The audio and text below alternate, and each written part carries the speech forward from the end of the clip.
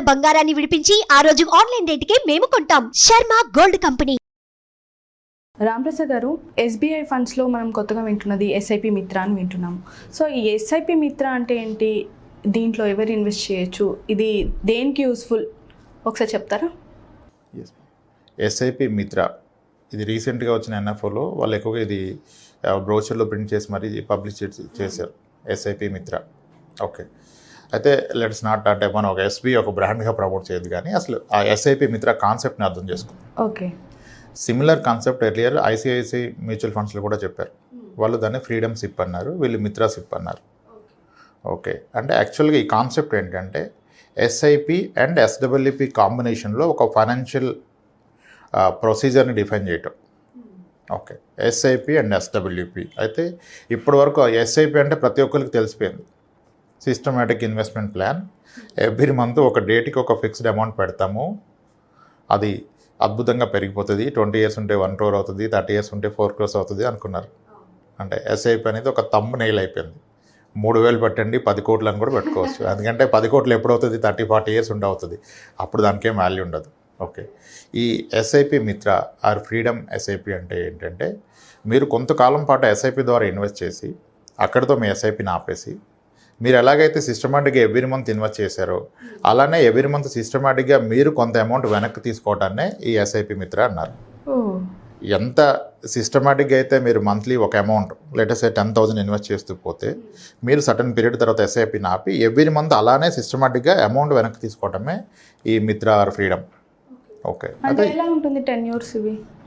SBI వాళ్ళు ఇప్పుడు వీళ్ళు పబ్లిష్ చేసింది ఏంటంటే మీరు 8 years పాటు కనుక ఒక ఎస్ఐపి ఒక అమౌంట్ ఎక్స్ అమౌంట్ చేస్తే 8 years తర్వాత మీకు ఎవ్రీ మంత్ ఆ ఎక్స్ అమౌంట్ మీరు ఎస్డబ్ల్యూపి ద్వారా తీసుకోవచ్చు. అంటే ఎంత ఇన్వెస్ట్ చేస్తే అంత అమౌంట్ 8 years చేస్తే.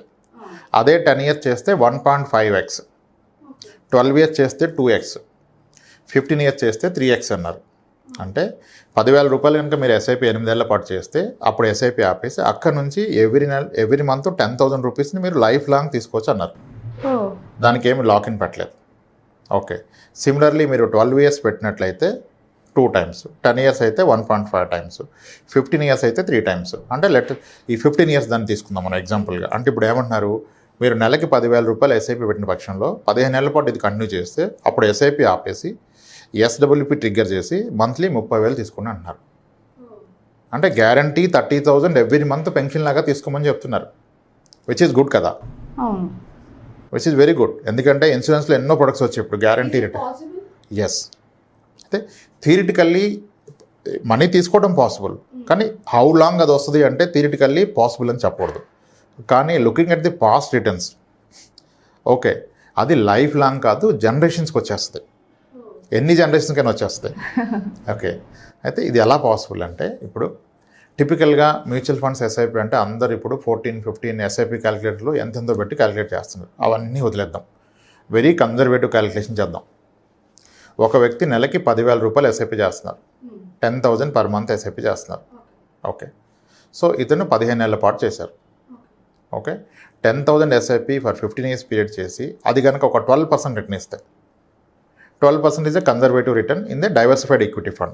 It's an equity fund, something like flexi cap, multi cap fund అనుకోండి. 12% తీసుకోవచ్చు, ఎందుకంటే మనకి లార్జ్ క్యాప్ ఫండ్స్ కూడా 11% ఇచ్చాయి 15 years average return. So multi cap డెఫినెట్గా 12 ఇచ్చే అవకాశం మాత్రం ఉంది.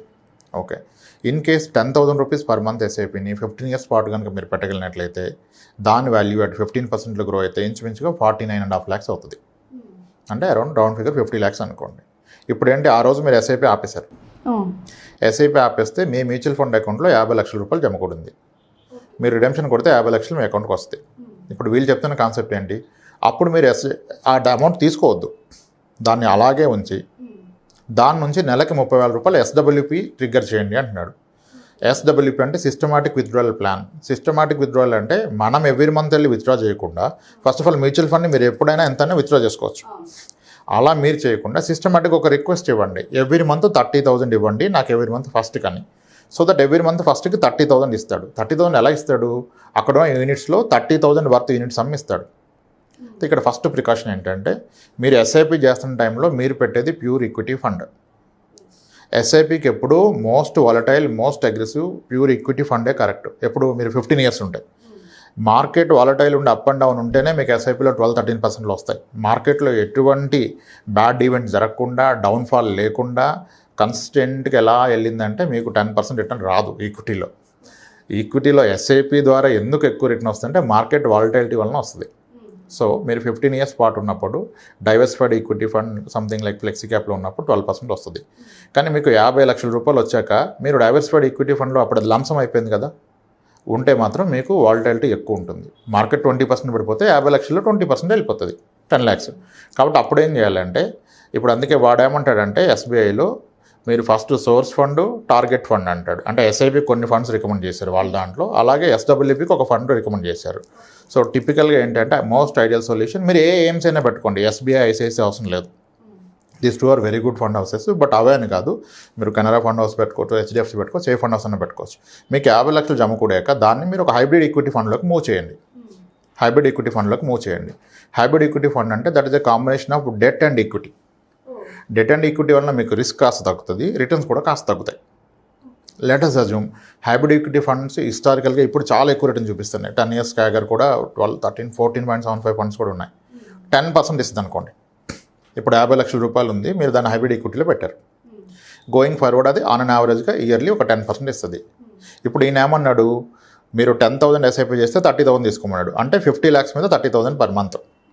30,000 per month అంటే which is around 3,60,000 per year. అంటే ఆల్మోస్ట్ మీ 50,000 మీద ఒక 7.2% per year తీసుకోమన్నాడు.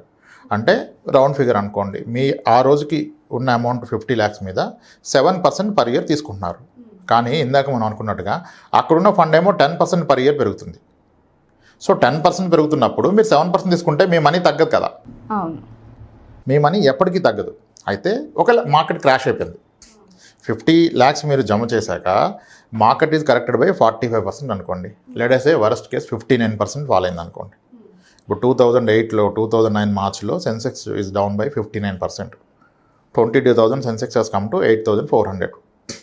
అటువంటిది ఇంకో ఫాల్ వచ్చింది అనుకోండి. అప్పుడు ఏమవుతుంది, మార్కెట్ 50% పడితే మీరు ఈక్విటీ ఫండ్లో ఉంటే మీ ఫండ్ కూడా 40% పడుతుంది. కానీ మీరు హైబ్రిడ్ ఫండ్లో ఉన్నారు, హైబ్రిడ్ ఈక్విటీ ఫండ్లో. సో ఇది ప్రాబబ్లీ ఒక 25% పడుతుంది. ఓకే 20 or 25, 30 పడుతుంది. 30 పడితే ఏమవుతుంది, మీ 50 lakhs కాస్త తగ్గి 35 lakhs అవుతుంది.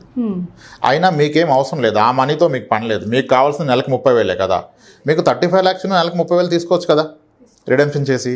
అయితే అంత మార్కెట్ పడితే మార్కెట్ అక్కడ ఉంటుందా? 2009 మార్చ్లో ఫాల్ పడితే 2011 కల్లా మళ్ళీ సెన్సెక్స్ వెంట 26,000.